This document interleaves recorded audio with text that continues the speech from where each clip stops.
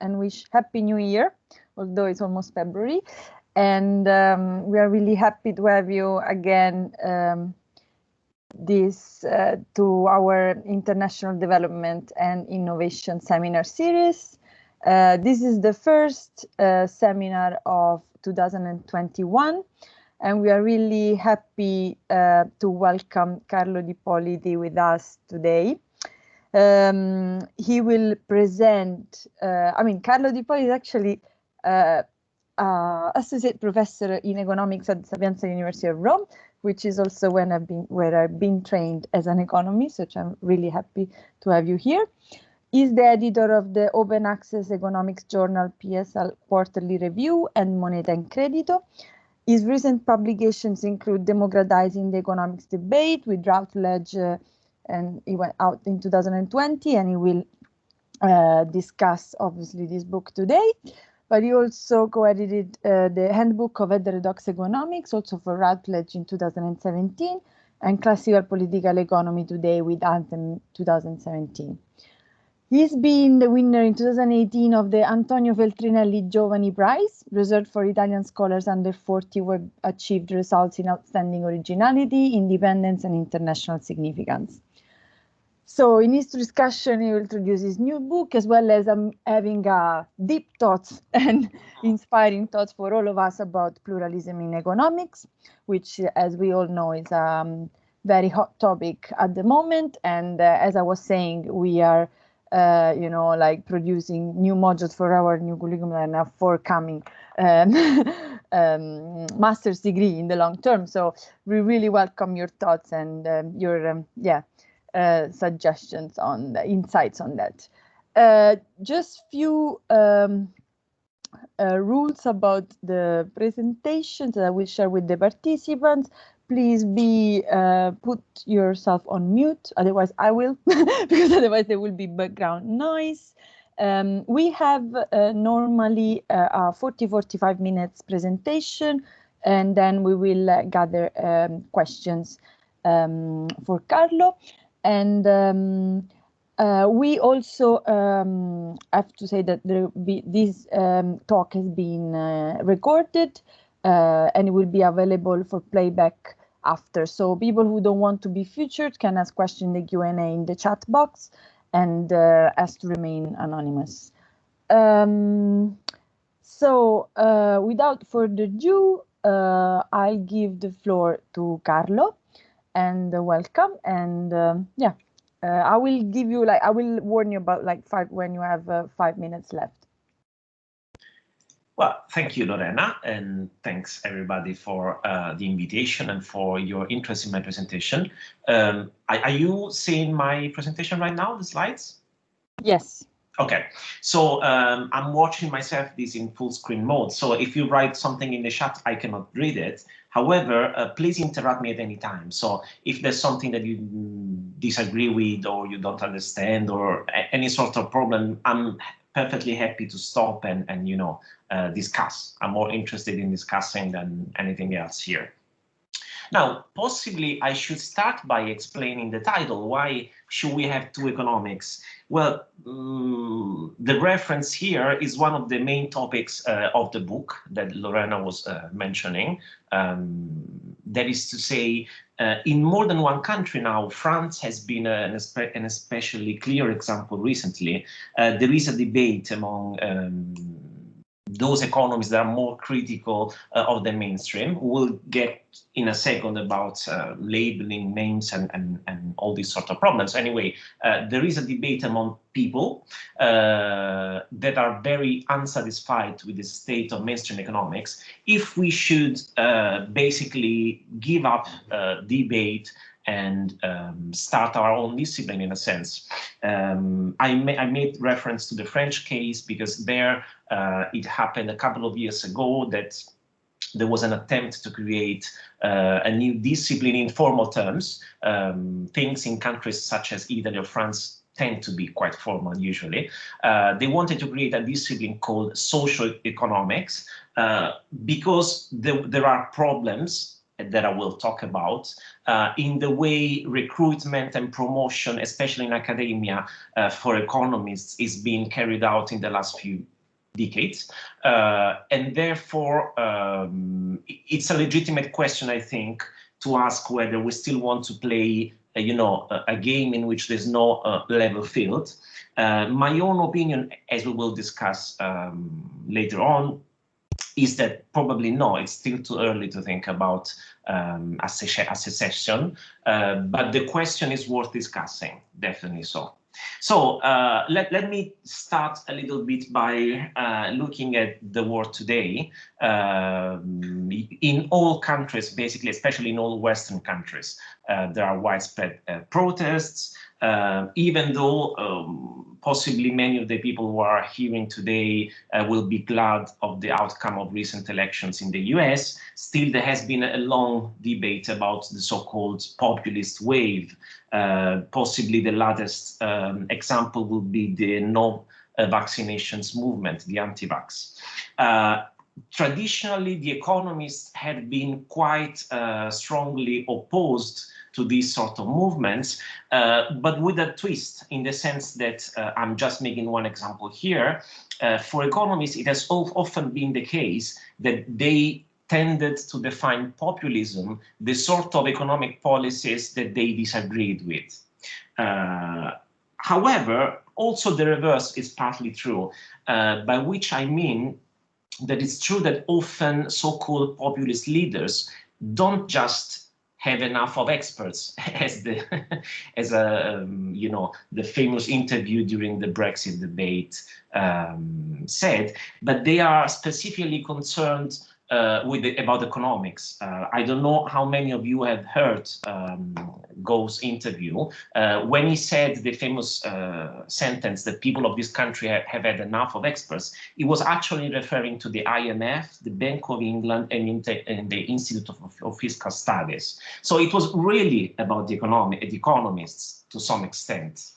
Well, the reaction on the side of economists has been to try and understand if some mistakes have been made.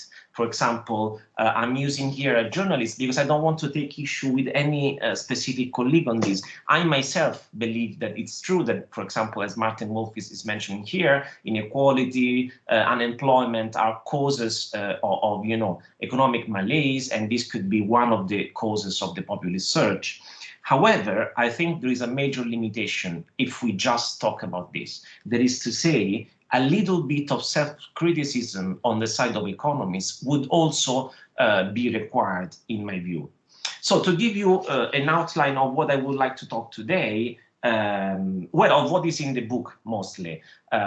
First of all, I would like to stress that it's not just the so-called populists. Very serious economists themselves have expressed criticisms of our discipline.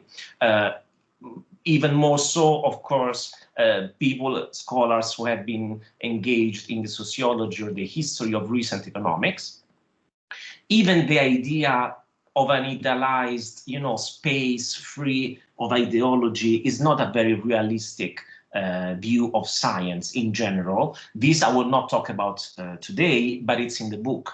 Even if we just limit ourselves to the so-called mainstream economics of science, most of our colleagues would not have a particular problem in thinking, for example, that scientists themselves are individual actors who have their own interests, motives, they respond to incentives, there are certain constraints. So they have no problem in assuming that there can be conflict of interests, for example, in science, except, of course, when the science that we talk about is economics.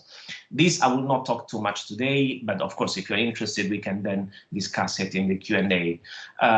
Instead, I would like to highlight a couple of very serious problems, in my view, with the organization of economic research that make some of the argument of the so-called populists, I don't want to say well-founded, but at least worth discussing. I think not everything is well at home, and by home I mean within the organization of economics as a science, and we should definitely talk about what to do. Then I am not to be honest, I'm not 100% sure about what should be done.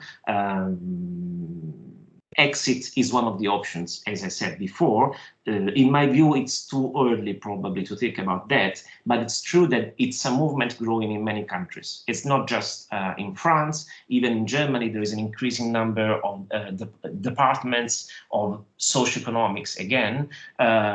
In the UK, as far as I'm aware, the political economy would be a more proper name for this tendency. However, there is a growing number of colleagues that just mostly become uninterested in discussing with mainstream economists. And I think this can be a problem from some points of view. Anyway, as I said, the uneasiness and the criticisms of economists and of the role of economists as professionals within society has been quite heavily debated even among the heavyweights. So, for example, here I made some mentions that you can find the references in the book. Krugman has a little bit discussed that, Solow, Blanchard, Roderick, Romer, Rubinstein, many Nobel Prize winners, for example, especially after the global financial crisis, have started questioning at least a certain narrowness or bias in the views of some colleagues. Then a couple of years ago, there has been a very interesting survey from the American Economic Association, not just among its members, but among economists globally. In principle, the survey was aimed at investigating the presence of discrimination within our discipline, which of course is a very serious problem. So, for example, among the answers, it emerged that 30% of female respondents declared they have been discriminated against because they're women. However, and this was less probably expected on the side on the American Economic Association, 1/5 of the sample also agreed with the statement that my ideas or opinions are often ignored within the field of economics. And also in the final report of the AEA, you can read that they were not expecting so many answers of people declaring they have been discriminated, not just because of their identity, but because of their views or because they don't share the same methodological approach with many other colleagues. So this partly has been investigated in a growing literature. For example, a very famous paper by Marianne Foucault and colleagues in the Journal of Economic Perspectives have taken a couple of, I think, interesting indicators. If you, for example, consider what is the share of women who earn a doctorate in a certain discipline, this can be considered as a measure of how open this discipline is to different views. Economics performs very badly. As you can see, among the social sciences, we are basically the worst, and we are even worse than the life sciences. So only the physical sciences had fewer women PhDs than economics.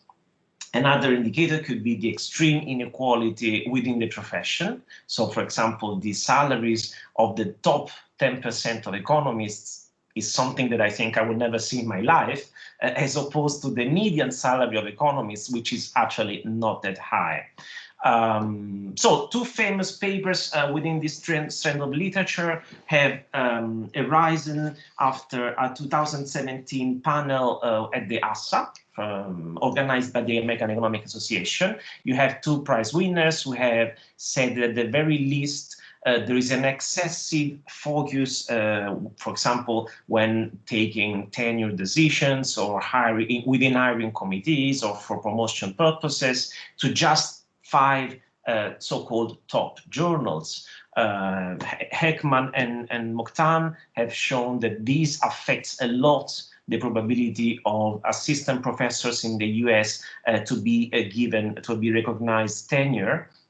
And Akerlof has made, well, a theoretical model, as you would expect, however, arguing that economics gives too much importance to hardness of a certain topic, as he calls it, at the expense of the importance of topics. So you increasingly have in these so-called top journals papers that basically don't deal with the economic issues anymore, but they do have very rigorous economic models. Now, Probably, I mean, among heterodox economists, there has been a little bit of a debate. Many people, possibly even myself, think that Heckman and Akerlof could have taken some steps more. Just criticizing the tyranny of the top 5 is great, but probably is not enough. However, we should recognize that it's already something that they did talk about the problem, because a majority of the discipline still, I think, doesn't wish to discuss certain inner workings of our profession. Just to make an example, this is a tweet of a couple of days ago. Simon Van Lewis, Paul Krugman were trying to say that the kind of economic theory that formed the basis of the justification for austerity policies were not representative of the economic mainstream, and Krugman said they were actually very heterodox ideas. Of course, here by heterodoxy means they were a minority view. It's interesting the term that he uses, because one of the topics that I discuss in the book is that economists really wish to project this idea of unanimity. So Krugman, Van Lewis, and many other mainstream economists would like to give to Twitter users the idea, the impression that actually a vast majority of economists agrees, they are reasonable people, they know what they're doing, and they have never, in this case, of this tweet at least, they never argued for austerity. Well, why are economists interested in being unanimous, or at least in looking unanimous? Well, because of the authority principle. This already was clear to John Stuart Mill, for example. You only command a certain authority in society, you only will really look like a science with a capital S if most people believe that there is agreement, that there is hard truths about the economic facts, and not if there is a lively debate in which different opinions have more or less equal value. Well, we know that within the scientific field, the authority principle cannot be accepted as a proof of an argument. This has been said at least by Saint Thomas during the Middle Ages. What we really can and should trust is debate, not the fact that a majority of economists have a certain opinion.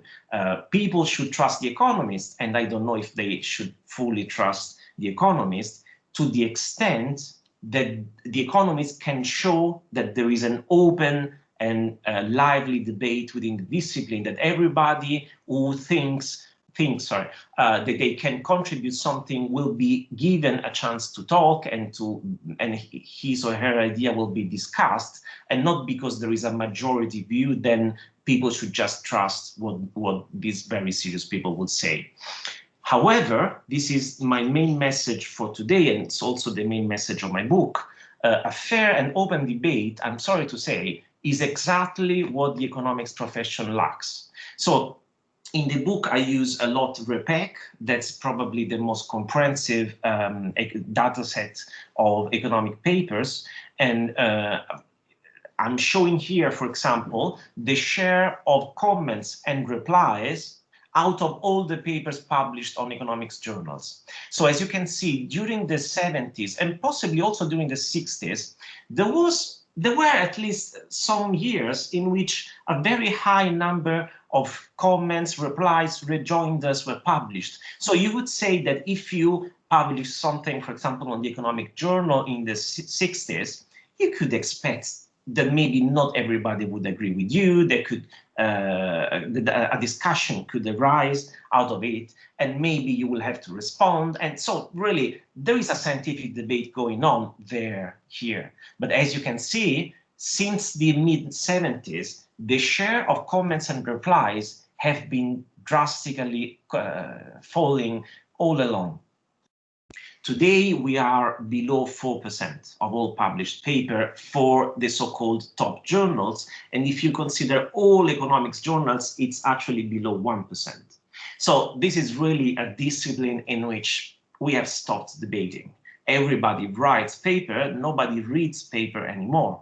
This is a major problem, and I think it's one of several possible indicators of how economics currently lacks a fair and open debate.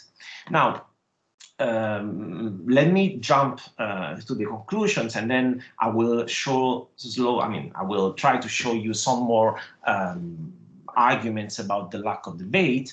What I think is that to some extent, if there is no plural, fair, open debate, the lack of trust in economics is justified. Economics still is a diverse discipline. There are still different approaches, different schools of thought, even within the mainstream. There is some debate. So it's, I mean, from some points of view, I think it's healthy that Simon Lewis or Krugman try to argue that the new Keynesian position has always been the dominant one, and instead the new classical one, in their view, was not so relevant. So even within the mainstream, there is a healthy debate. The problem is that there are some trends that are decreasing the scope of our debate. This debate cannot be said to be fair and open anymore, in my view, and we should really discuss about what to do about it. This is what I hope we can do in the second half of our meeting today, after I will be done. Before that, let me briefly summarize what in the book I say I think are the main problems of economics. So there has been quite some focus in the last few years about episodes or manifestations of corruption. So, for example, there has been a paper published on Science with quite some impact, documenting how even in economics and management, many journal editors were forcing the authors to cite some specific papers in the journals if they wanted the submission to be accepted. After this episode, so some of the journals that you see in this list have also had some quite strong reputational damage, but still it's an open issue to what extent we still observe coercive citations on papers. Another paper that I think very quickly conveys a general idea is one by Colucci on the Review of Economics and Statistics. He shows that depending on some social ties with journal editors, so if an author of a submission is in the same faculty, if it's the former PhD advisor or a former PhD student, a co-author, or if they work in the same field with the journal editor, then this makes it more likely that the submission will be accepted. So the number of articles is statistically significantly, as they say, more greater for people who are in the same faculty or for the former PhD student of journal editors. And even the number of pages published is greater for people who have social connections. Other examples can be found. So, for example, a survey of European economists published on research policy has shown quite remarkable share of economists saying, for example, more than half of economists refrain from checking the contents of the work they cite. 1 out of 5 economists will not cite references in lower ranked journals, and so on and so forth. Well, my general point is that while I do think that nepotism, corruption, discrimination exists, these are not just individual problems. There are also some structural trends that give rise to what we may call structural discrimination. So it's, of course, very healthy and welcome that people are studying episodes or manifestations of corruption, but we should also talk about more general trends. So to make an example here, there has been a paper published in the American Economic Review in which Bagues and other co-authors had found that if you had some connection with members of the commission in charge of giving to candidates a national qualification, which is a necessary document in order to apply to become an associate professor or a full professor in Italy, if you had a personal connection with a member of the commission, then you were more likely to receive a qualification.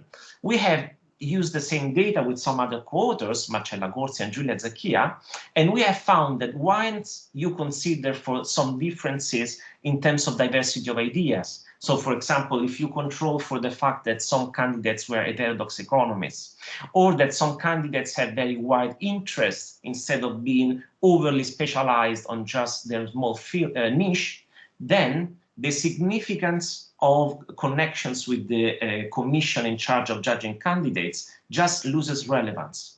So it's not really so much anymore about who you know, it's also very much about what to do or what you do. So in general, my message today would like to be that I think bad faith is there. So discrimination exists and nepotism exists, but it's not the only factor at play. And possibly to explain the lack of debate that I said at the beginning, it's my main concern, then it's probably an unnecessary assumption to explain that.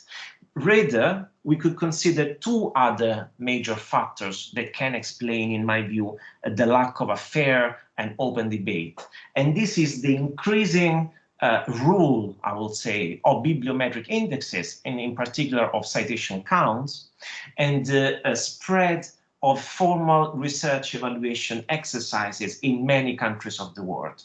These two structural factors can help explain a lot of the lack of debate that I'm denouncing, even without having necessarily to explicitly talk about discrimination, nepotism, and so on.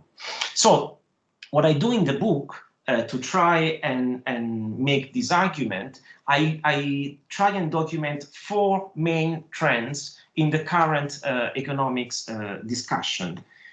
This data I'm showing you is always from REPEC. If you're interested about the details of the methodology I'm using, please ask, or otherwise look in the book. Today I will try to focus on the main messages. So one main message is that there is an excess supply of economic papers. Every year on REPEC, more than 30,000 unique papers are added to the dataset. By unique papers, I mean that I'm not even counting multiple versions of a paper. For example, if a certain working paper is published on more than one working paper series, or if the working paper is then published as a journal article, I'm just counting it once, and still the number of unique words is greater than 30,000 unique words, new unique words every year. So this really implies that it is not humanly possible for anybody, even if one wanted to just full-time decide that your full-time job is to keep updated with the whole of the economics production, you cannot do that anymore. This is a problem per se, and it's also a problem because it provides justification to the increasingly widespread use of citation counts. Even in the words of the inventor of the impact factor number, Eugene Garfield, he really explained why the impact factor is so successful, because most people don't have or take the time anymore to read the articles. I am afraid he is partly right. As long as some incentives and some constraints push all the economists to write so many different papers every year, most people will have a justification for not reading them anymore. The second trend, and it's partly a consequence of the previous one, is the trend toward the extreme specialization of economic papers. Now, in this case, I'm showing here the average number of different J codes that papers use, the black line here, or that individuals write in.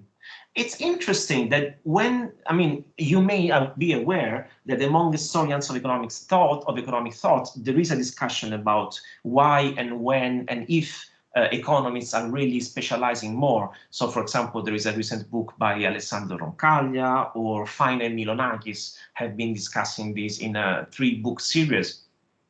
Well, what I find on REPEC data is that on the one hand, papers are becoming increasingly more specifically focused on their small niche. So the number of different J codes of the single paper has been decreasing in the last few decades. However, economists, possibly because they increasingly write with many more co-authors, are writing more papers and on more and more different journal codes.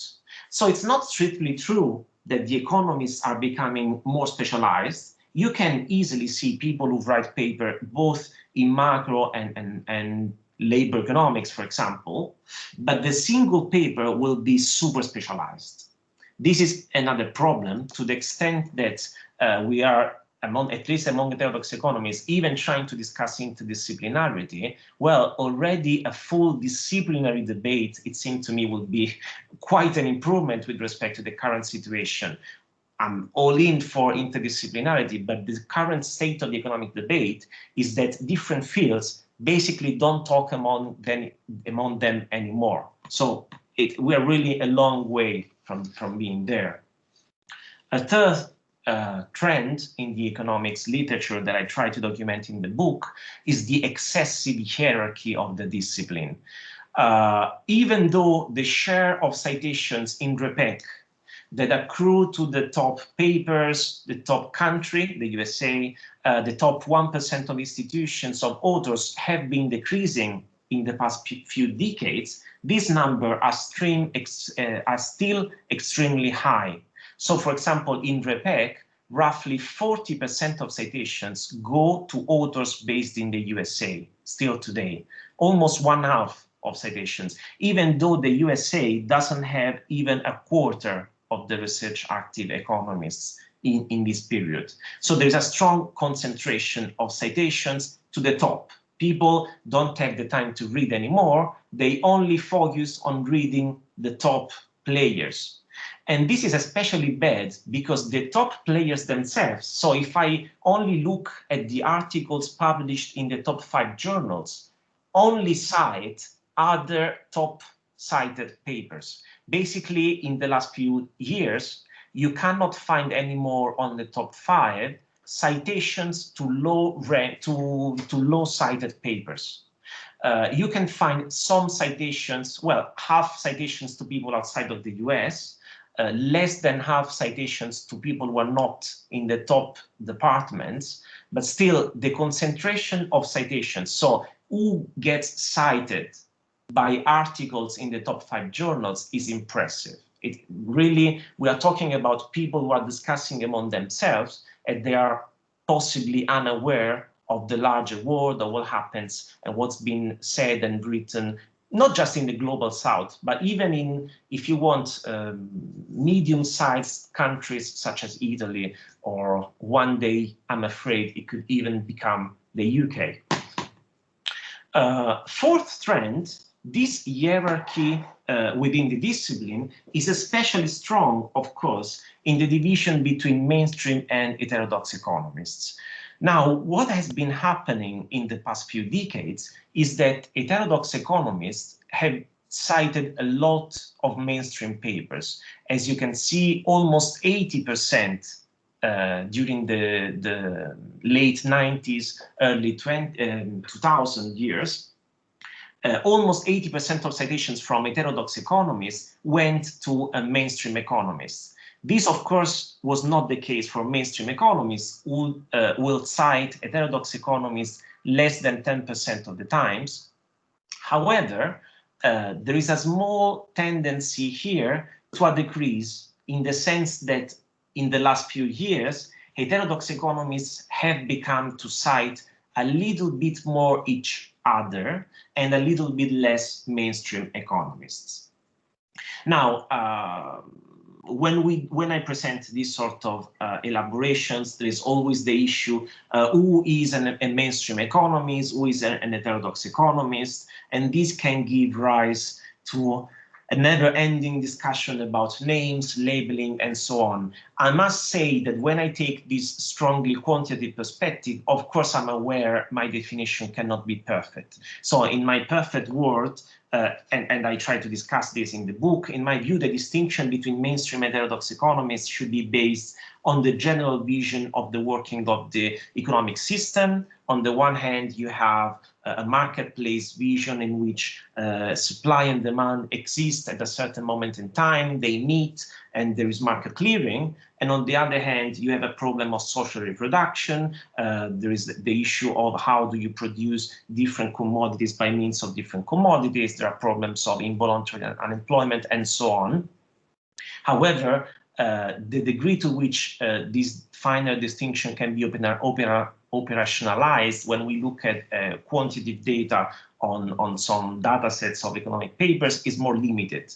So what I've been showing you here is a definition of who is a heterodox economist and who is a mainstream based on a number of a few GEL codes, for example, the famous B5s, a number of journals, especially those indicated by Fred Lee some 10 years ago, and we have added the new ones, and some keywords. This is what we can use to try and define people. I must say that the view that emerges from my computations is not so different, from example, from the estimates of Arne Heise, for example, on the share of heterodox economists in Germany, or Linchester for Austria, or myself and Coders for Italy, or France. So, for example, I mean, even from rough approximations based on quantitative data, you can more or less try and identify who is an heterodox economist.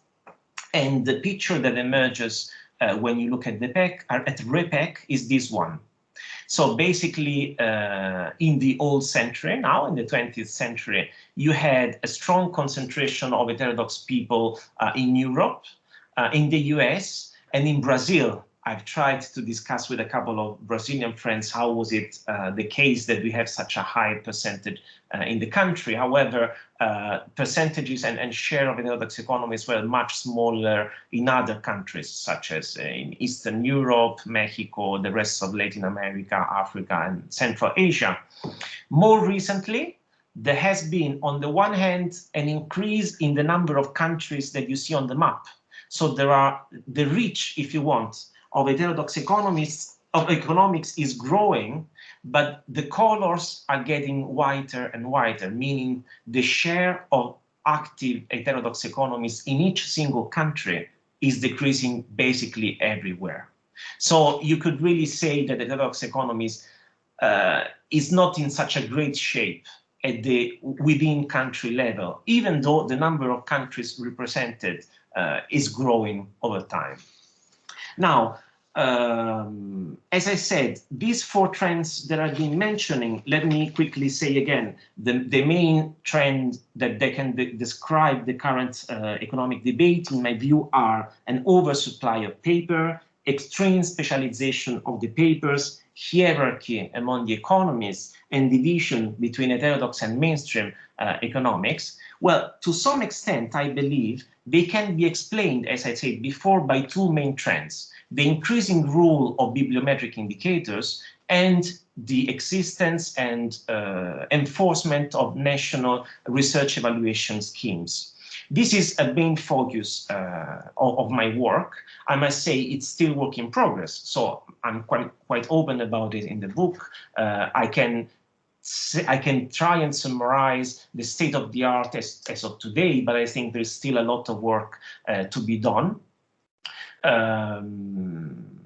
At least something that we quite know already is that citations measure many things, but they don't measure quality, or at least not just quality. So, for example, if you look at this graph, here I'm showing, again, using RePEC data, average citations in a certain country and the number of economists active in that country. You see a clear positive correlation, but can we really say that the economists who are active in the larger countries are better, or their works are of better quality?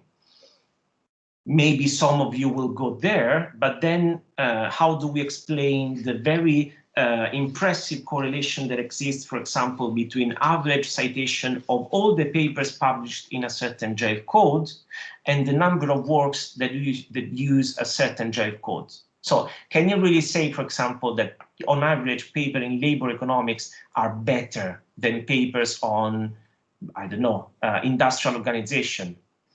Well, I think an explanation for these correlations in the data is quite more simply that the larger communities cite more within themselves, then they cite other fields of economics and let alone other disciplines, and therefore the larger communities have a network advantage in terms of citations. So it's not about quality, or at least not just about quality, it's about, you know, joining the main debate, deciding what to study, or even where to work.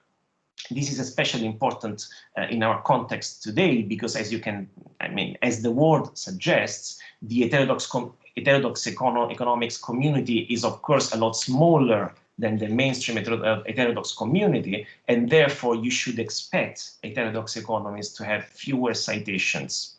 Now, let me go a little bit faster. In the book, you will see a number of reasons for citations should not be interpreted as measures of quality, but I don't have time to talk about them today. So what I can say is that a number of papers have shown at least 3 important consequences of the widespread use of bibliometrics for the aims of research evaluation.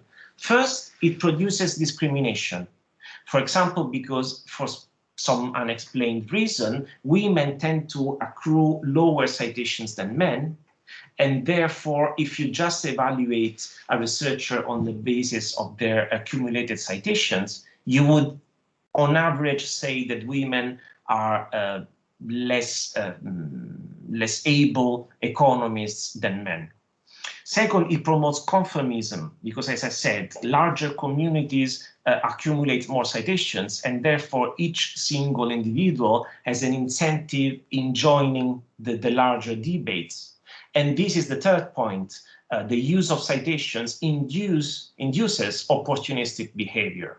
So this has already been documented to have very negative impacts on pluralism in Italy, France, Australia, Germany, and of course in the UK. Yet, still as of last year, at least 90% of economists in the world are covered by some form of formal research evaluation scheme, which in most cases refer to citation counts. So if you, for example, take the case of the REF in the UK, it's true that this is formally a peer review system for economics, but as Stockhammer and other colleagues have shown, the actual evaluations on the peer review are extremely correlated with the impact factor and the other citation indexes of the journals. And this happens because very often, evaluators, reviewers in economics give a lot of importance to the journals. So even when the National Research Evaluation Scheme asks that a certain procedure be based on peer review, it ends up, at least in economics, as being very heavily affected by citation counts anyway. So I think I must go a little faster. Sorry, Carlo. Amazing presentation. You have 5 minutes left. So yes. Great. Okay. So just to make 2 quick examples, because they are based on the UK. Only focusing on UK-based economists, what you can see is, for example, if we ask how many citations 2 UK economists will exchange in a certain year, this, of course, has a positive correlation. You see increasing lines here. This will depend on how many references both authors have used. So if we work on the same topics, probably we will cite very many references in common, and therefore it's also more probable that we will cite each other. However, this line here shows the exchange of citations between people based in the same institutions, and this here shows the number of citations between people based in different institutions. Basically, as you can see, people who do not personally know each other needs twice the number of common references in order to have the same number of predicted citations. That is to say, of course, since there is all this excessive supply of economic papers, we don't have time to read anymore. What do? We end up citing a lot people that we know personally. maybe because they are based in the same institutions, maybe we were co-authors in the past, or we have some other form of connections. But what it emerges, I'm going a little bit quicker here, but I'm happy to answer if you have some comments.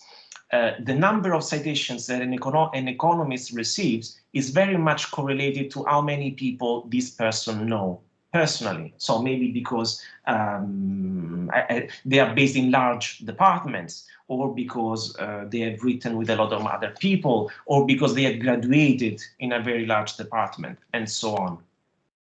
Now, some side effects of this could be that, for example, well, no, let me go a little bit faster on this.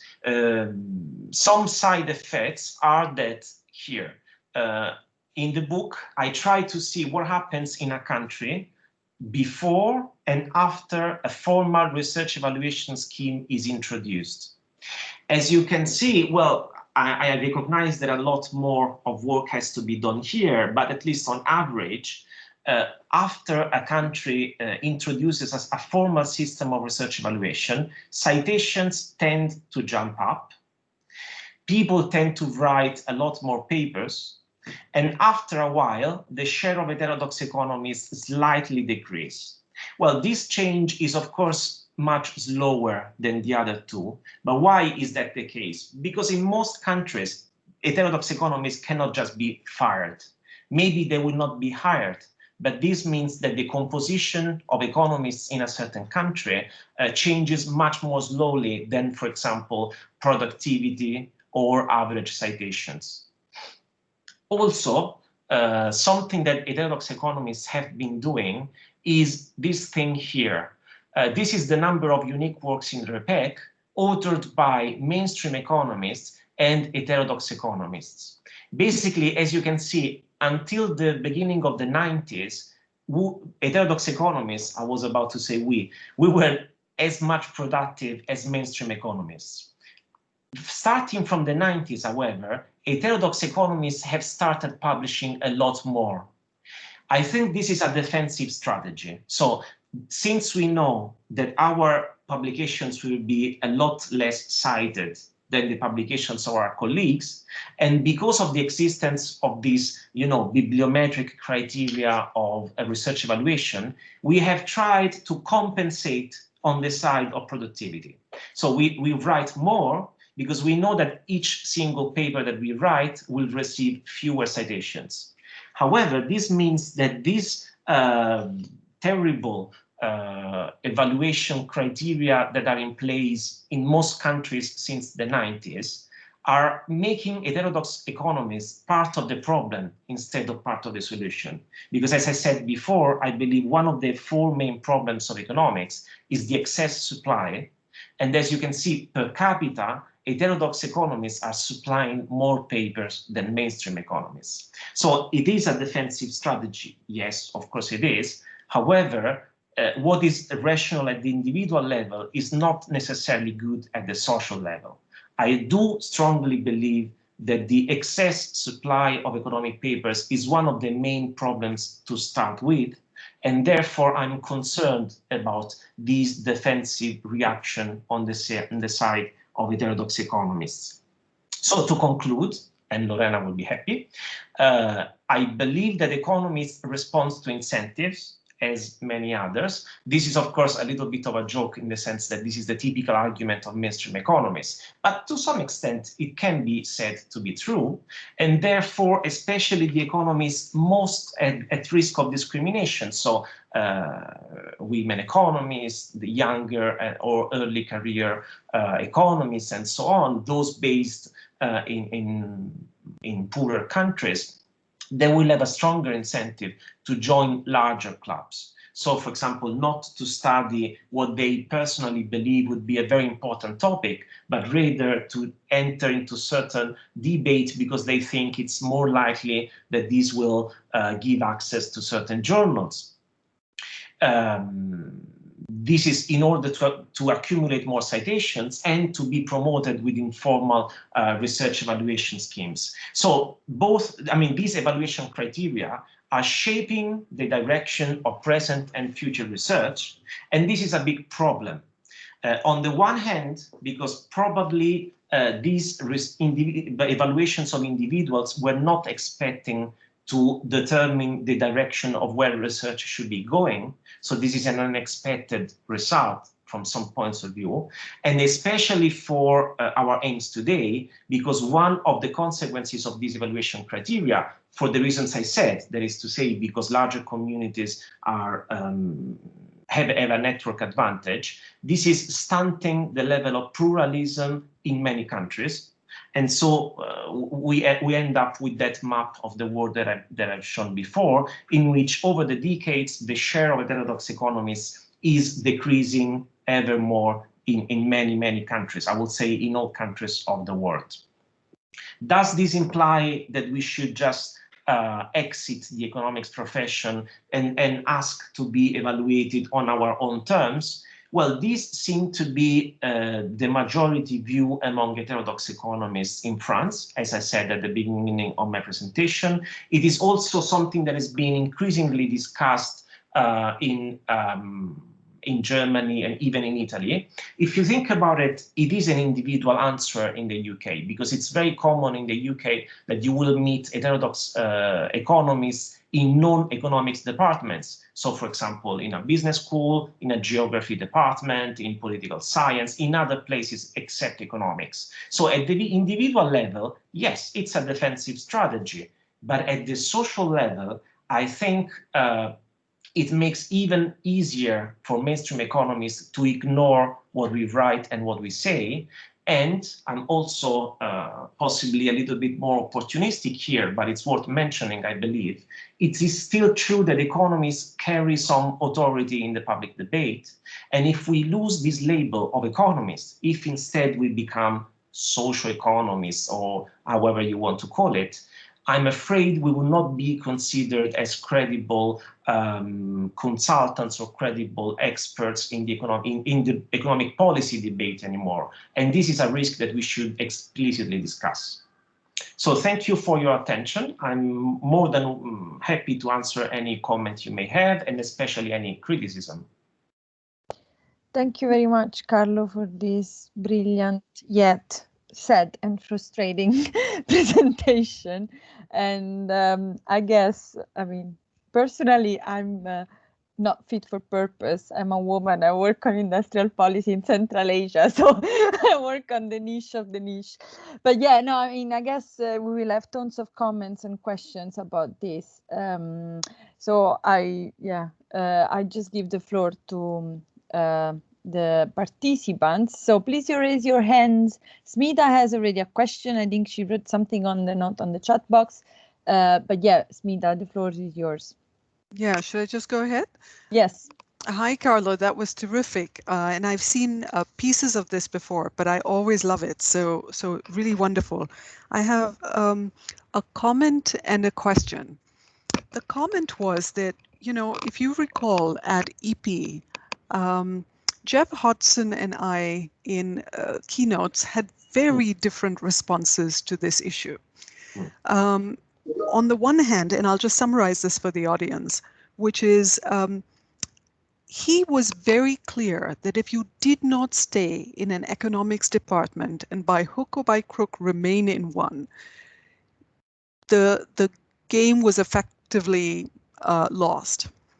And he specifically mentioned that you had to kind of take down the citadel, which was to go after something like utility maximization, which was at the kind of the beating heart of orthodoxy. And if you didn't do that and stay in an economics department, you would end up losing the plot. I had a very different response, which is, of course, a little bit more policy driven, which is to say that irrespective of your department, if you were not cross-pollinating with other disciplines who understood your relevance over time, you were also dead. And therefore, in a way, it was to your advantage to express power from your discipline in a different way, both to the discipline and the department, but perhaps also to policy. Now, I'm not arguing that one or the other is correct, but it does seem to skew the way one would read some of your data. And I wanted to ask, therefore, whether you could lead us through some of these strategy issues a little bit more directly, because it does seem to be quite central, and countries are, of course, as you have very well studied, very different on this one. But your global map suggests that, in a way, irrespective, the situation is quite bleak. Thank you. Lorena, should we collect questions? Yeah. Okay. Exactly. I was thinking, is it okay if we collect a couple of questions and then, yeah? Anyone? Hello? Okay. Yeah. Andrew. Hi, I really enjoyed your presentation, Carlo. I was good friends with Fred Lee, and it seems like you're taking on his work is much further than he ever did in terms of this kind of analysis. My question or comment relates to what Smita was saying. Interdisciplinary interfaces with economics are an opportunity. So in concrete terms, it's an opportunity to get citations if something that an economist writes on consumption or something, which is a massive field in the social sciences outside of economics. I suppose I was thinking that in terms of strategy, that's a way of outflanking the mainstream economists by doing things that are relevant to the economy and are not hard mathematics. But then again, I feel torn that being an economist and publishing in heterodox economics journals as a core is also really important, that to be an economist who develops an alternative to mainstream economics. And that will be low citations, but it is a matter of trying to keeping that red flag flying, basically. So my approach might be, maybe not, it's not deeply thought through, but picking up on what you and Smita have been saying, the sort of twin strategy. And maybe that might be why heterodox economists write more, because they're trying to operate in different ways, in multidimensional ways. An extra point on that is also, it was always thought within trying to be optimistic and positive for PhD students about becoming a heterodox economist. It was always thought there was more opportunities with research grants, that interdisciplinary policy orientated research grants need economists, and often they might need a heterodox economist who's more open facing than they would need a hard sciences economist. And then there are opportunities there for economists in that direction. I wonder if that's something you thought about. Thank you, Andrew. And if I can add an information, I don't know if you know, Carlo, but in economics, out of 96 Department of Economics in the UK, only 16 submit to economics ref. Most of us submit, including ourselves, because we are kind of classified as heterodox economics to development. Maureen McIntosh. Thank you, Andrew.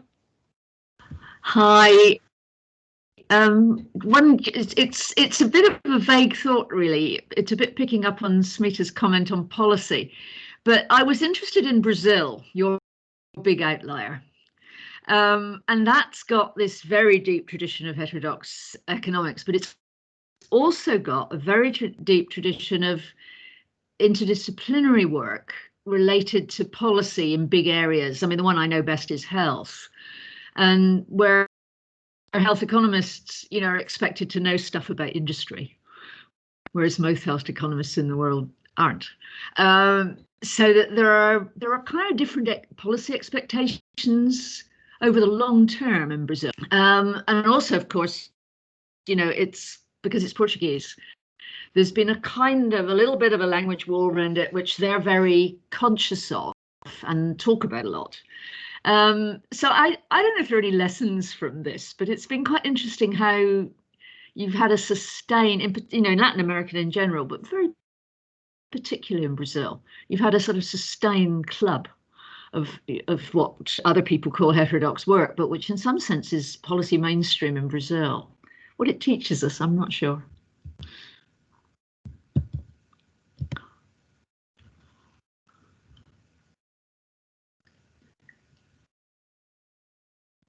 Carlo, maybe you want to have a reply for these three and then we have another round? Yeah. Yeah.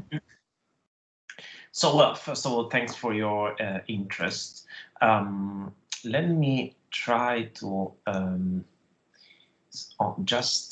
okay. I only wanted to show one slide that I did not show in my presentation. I don't know if you can see it.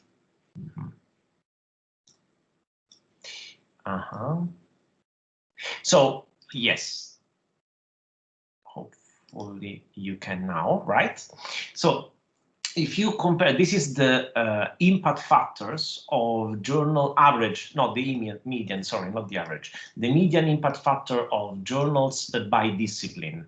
As you can see, economics is quite bad at it. So it's a little bit paradoxical that our mainstream colleagues wish to use a method of research evaluation that actually make us look worse than the dreaded sociologists, or I'm not sure if for a mainstream colleague there is some worse association of being a scholar in social issues or whatever. I'm saying this to say that the citation impact of economics is very low with respect to other disciplines, and so it's true that as Smita, Andrew, and others were saying, there could be a short-term advantage in terms of citations if we try to publish in, for example, demography journals, even sociology, psychology, or interdisciplinary journals in general. So yes, it is true that there is an advantage there.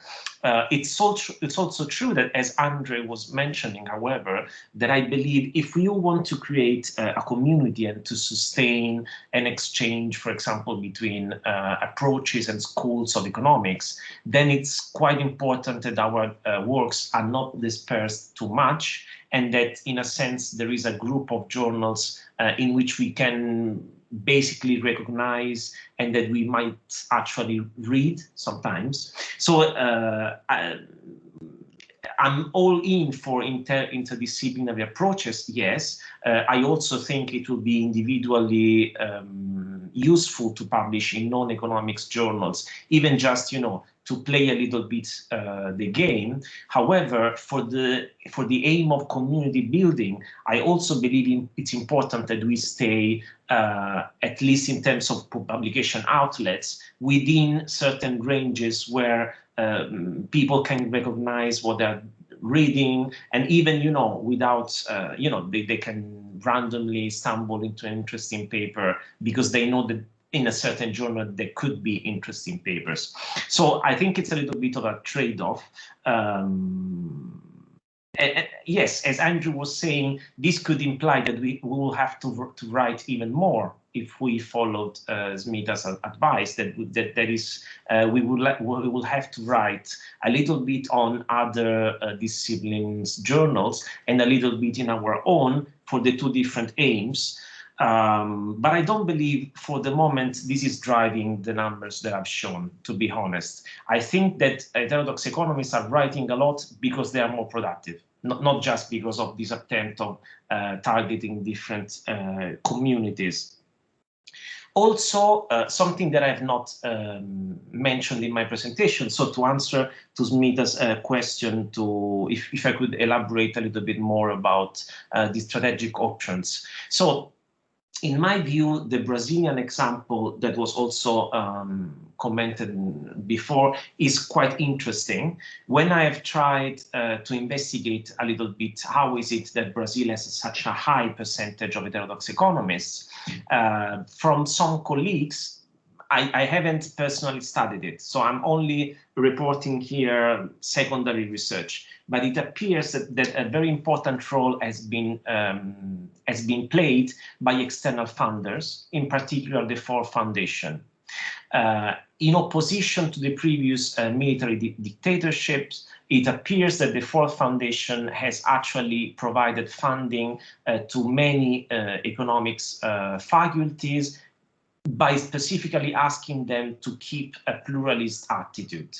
Now, I know this has not been the behavior of the Ford Foundation in other countries, and I'm not saying that, I'm not mentioning this because of the specific example. I'm just saying I believe the Brazilian case shows, irrespective of who the founders are, that founders are very important. So I believe that the external support should be one of the major cards that we should play a lot better than we currently do. On the one hand, there has been possibly a communication problem or a political problem. I'm not sure about it, but it seems to me that many social bodies do not see the relevance of what we are doing. And so I agree with the suggestion that we should focus on doing more policy relevant work because of this community building consequence. So if we want to obtain more support, for example, from trade unions, NGOs, or other sort of players, we definitely have to be more relevant. It's true. But on the other hand, it's true that they have to understand that we do something different from other disciplines. And so there is always this trade-off. Building a community with a definite identity, I think it's important to this aim. Otherwise, external funders will just decide, why don't we just finance sociologists, political scientists, or other communities? I'm not saying this because I want to create a competition between disciplines, but it's very much true in my view that research is a labor-intensive industry, especially economics research. And so the issue of hiring and promotion depends a lot of how much money there is and where is it coming from. So I think the sources of external support are a major argument. And to this aim, interdisciplinary work is useful, yes, true, but it's also useful to slowly create a more definite community with a clear identity, I believe. Great, thank you. So we have a second round of questions. Daniele in the chat box wrote, could it be the case that economists stay heterodox but do not say it and modify their research agenda? Another question that I don't know if it's me that this was a follow-up question, and I don't know if Carlo read it, but I can read it out loud. Data point, does the split between rates of cross-citation OH and publication rates imply any issues of relevance to the world? Orthodoxy find itself relevant and thus unable to publish, for example, health industry, Maureen's point, or also increasingly on climate biodiversity. How can we track this, like, for instance, the Nordhausen climate models, SACs and health missions, etc.? And I have a question. It's about methodology and this push for quantification, because paradoxically, for instance, I have colleagues and friends who've been in political sciences push towards a mathematization of text analysis and data. Is that also a discriminatory factor that distinguishes us as heterodox economics and push us closer to other social sciences disciplines that, I mean, understand the complexity of social reality, not only in the natural world, so the realistic sense of, finding an hypothesis, an antithesis, and relate and highlight the context and the time specificity of our research questions. So to proceed in order, my answer to Smita is very quick, but also unsatisfactory, I'm afraid. Was I frozen? Can you see and hear me? Yes, yes. Okay, sorry. So, Smita, I'm sorry, I do not know how much the relevance of a certain topic affects the chances of being cited. Is a very fascinating question, something that I think is worth studying. So, could it be that people who are more cited are also the ones that they do work that's more relevant? In economics, I would say no. In general, it could be, but it's surely something to be investigated. It's a very interesting point. To Daniele, could it be that the share of heterodox economists seem to be falling because they are hiding, so to say? It could be to some extent, yes. But notice that those maps that I've shown do not show the share of heterodox papers, but of heterodox economists. And in that definition, to me, you are a heterodox economist if you have written at least 2 heterodox papers.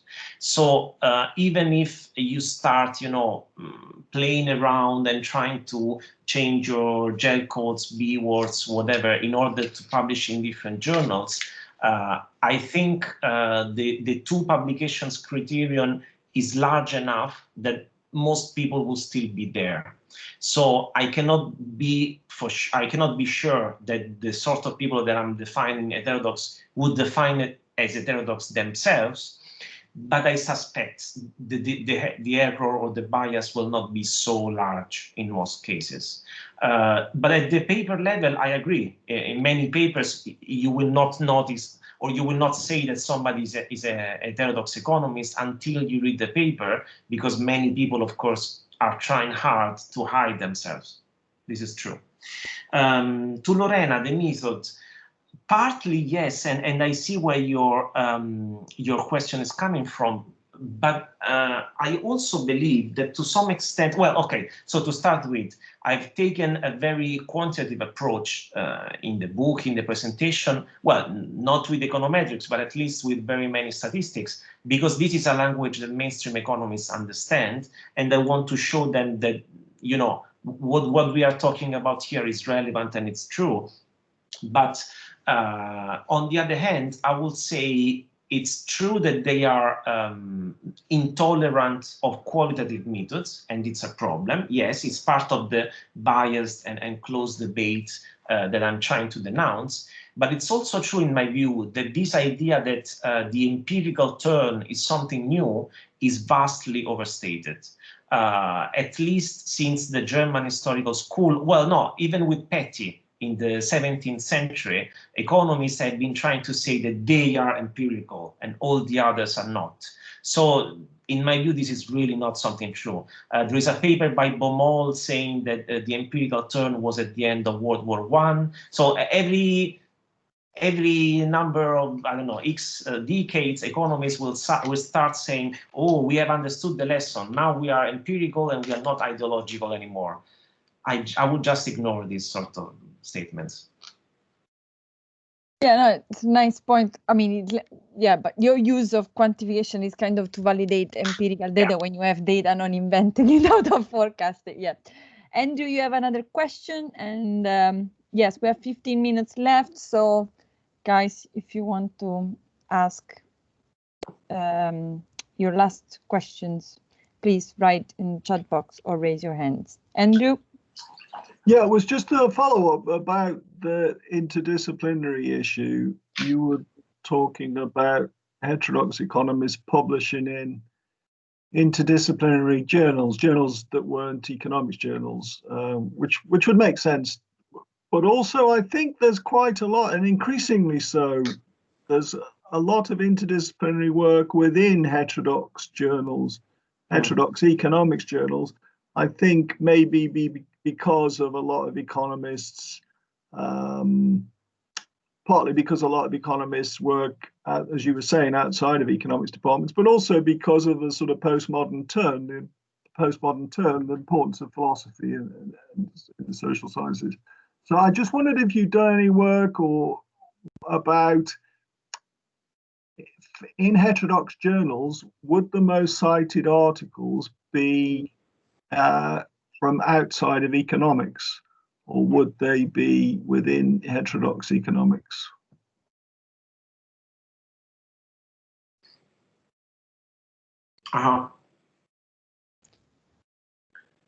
Lorena, should I answer? Or? Yeah, let's. Okay. Yeah.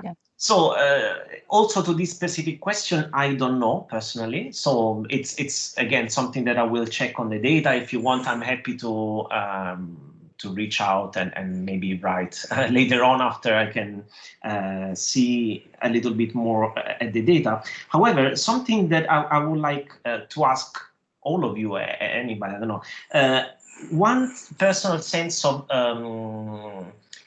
disappointment I have is that when we talk about interdisciplinarity, I don't know if you have seen the increasing share of papers on economics published on the main interdisciplinary journals, so Science, Nature, or PNAS. All these journals that I mentioned now have editors specializing in economics, and I'm sorry, these are mainstream people. So I wonder to what extent, this is a question on my side, I don't have an answer, to what extent there is a problem of the sort of institutions in which we work. By which I mean, to the extent that some, I don't know, a biologist or someone working in a different discipline in Harvard or in Princeton or whatever, they are looking for an economist, they will look for somebody coming from the same so-called top institutions. So it's not so easy for us, even if we do relevant, real-world, policy-relevant works, as you have said before, even if we do cool stuff, it's difficult to be heard because of this sort of institutional gap. So it is a promising avenue, and I understand I'm talking to a very interdisciplinary seminar here, so I understand this is possibly the most contentious part of my presentation, but I wonder how really, how big really is our room for maneuver in terms of interdisciplinarity. Are we going to be heard by biologists, chemists, or whoever, just because we are doing the right things, even if, or I mean, we are doing relevant stuff, even if we are not based in the top institutions? I personally don't know. Yeah, great question. I have now, I don't know if Alan wants to reply to Carlo's question with his note.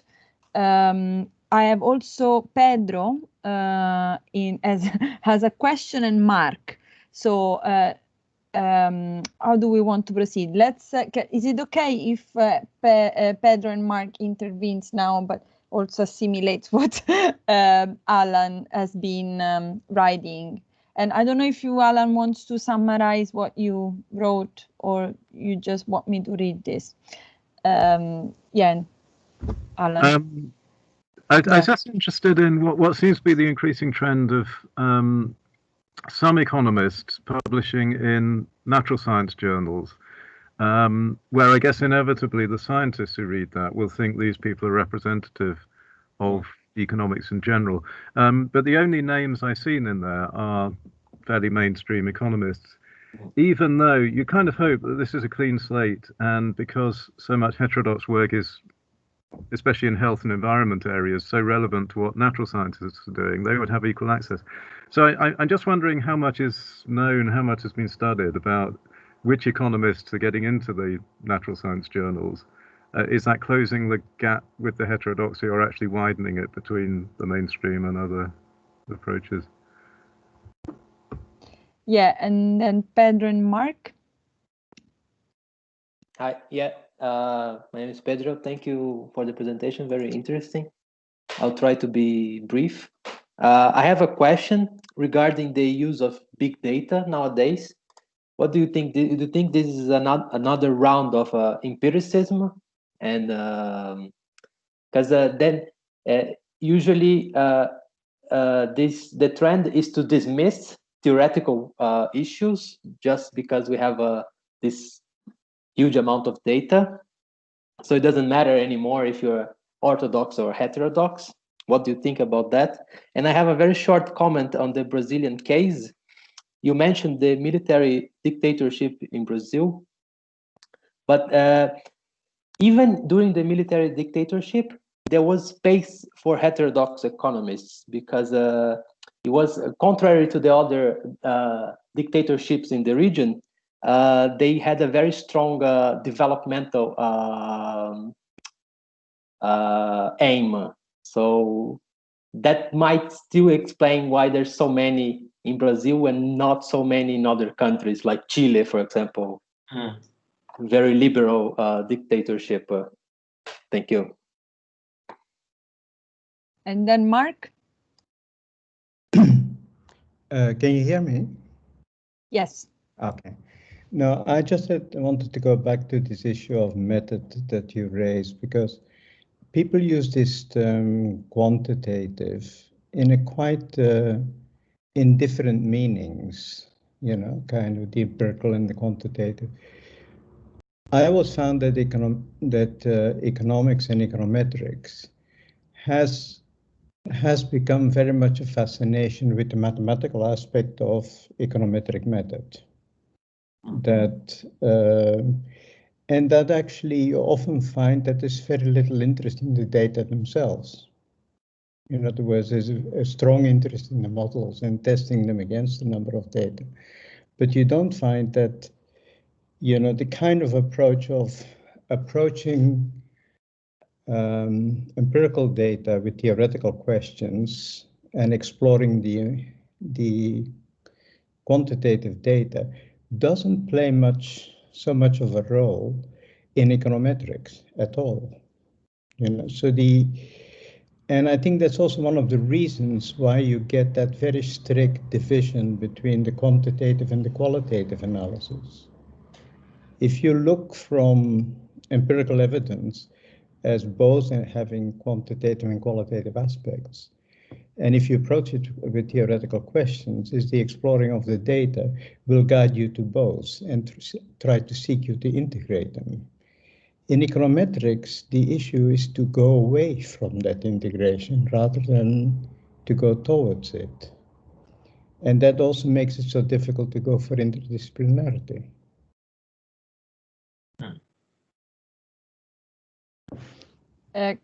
Carlo, you want to reply to these last three?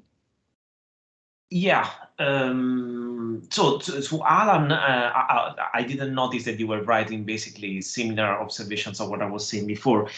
What I can say is that I believe the fact that, as I said, the sort of editors in the board of Nature, Science, and the other major natural science journals, because they are mainstream economists, I think this makes quite impossible for us to publish in those journals. I know some heterodox economists who have published in PNAS, but it's not so common at all. I would say the acceptance rate, I wouldn't expect it to be different from publishing on the American Economic Review. Just to make a stupid example, but you know what I mean. So true, I would expect that those kind of top interdisciplinary journals will continue to write only and an increasing actually share of mainstream economics. In this sense, I talked about disappointment before. I think we had a small window of opportunity after the global financial crisis, but this window, it seems to me, is already closed. So I've written down comments by Smita and Andrew and the others. I do appreciate interdisciplinarity, but I would like to be as optimist. Okay, Andrew is saying Physica A. Yes, Physica A, I know people, not only Marxists, but also they have published quite some Minskian stuff. Yes, it's true. Physica A could be even other journals, geography journals. Of course, I don't want to say that these examples don't exist. I agree with Alan's impression. I don't have data on this. I believe the share of mainstream economists publishing in those journals is increasing faster than the share of heterodox economists. And this will answer to Pedro. The reason for this, I believe, is something that Fine and Milonakis have been saying in the past. That is to say, nowadays economists, and if you think mainstream economists, and in particular if you think of the sort of Chicago price theory micro economists, basically had a certain model of individual behavior that they can apply to anything. from corruption to drug use to abortion to whatever they want. It's just that model, and they only need different data. I believe that's the same approach that currently is being taken to these new trends of big data and so on. And I'm sorry, it seems to me this approach is being bought to some extent by the main interdisciplinary journals. I'm saying this quite disappointed, but it seems to me, just from casual reading, I don't have data on this. It seems to me from anecdotal evidence that the share of this sort of economics work is increasingly present in top interdisciplinary journals. And finally, to Mark, well, I believe, I mean, something that I try to focus on my book, and this possibly just to remind the main point, I believe it's important for us to look at the structures of the profession, the incentives for individual people, and therefore I think it's quite relevant when I mean, to start from the oversupply of papers. Why are people writing so much? Because they are being evaluated on the basis of quantitative indicators. And since we have to write so much, then even the kind of works that we write has to be relatively simple. It has to be a safe bet. We have to be reasonably sure that we can publish something within a year or 2 years at most. So the sort of more complex and more having a method that you adapt to the problem at hand would be best practice in science, but it's something that most scientists, even not just the economists, cannot afford anymore, because they need to have a minimum number of papers out. So I think, I mean, that would be my message for today. I think it's really, really important to focus on the structure of the profession, in particular, the role of research evaluation schemes.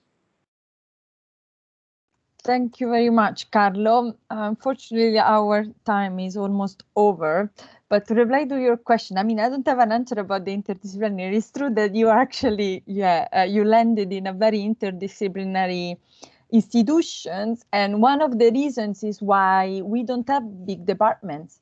So we are forced to actually, you know, even if, I mean, it's not that we are forced, we are really happy to, but our, you know, activities and initiatives and seminars are very often interdisciplinary. And I mean, one of the aspects that pushes us towards this interdisciplinary is also research grants. Research grants are, you know, like an interdisciplinary value attached to it if, you know, you involve people in geography, people. We are doing, I mean, a seminar on financialization, and there will be people in the business school geography involved. So it's sad, but this is the reality. Sometimes economists are closer to non-economists than to orthodox economists. Yeah, so everybody actually, are complimenting your presentation, and thank you very much. They will be recorded, so the slides, if I don't know if you want to share the slides with some of the people who asked, but otherwise we will just post the recording on the website. And so thank you very much, Carlo. I hope you will join us again soon. And good luck with all the research activities. We look forward. I know that you have projects ongoing, so we look forward more findings, both quantitative and qualitative. Mixed method. We like it. Well, thank you very much for the invitation, and thanks a lot for the discussion. I think we have all shown that there is some, you know, value added in interdisciplinarity. Thanks a lot. Yeah, and hope in the discipline, hopefully. All right, bye. Thank you, everybody. And next week we have Rory Horner from Manchester talking about industrial policy COVID in India. So again, super interdisciplinary seminar. All right, thank you, everyone.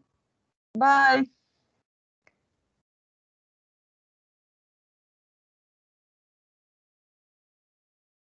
Okay. Bye, Carlo. Ciao. Bye.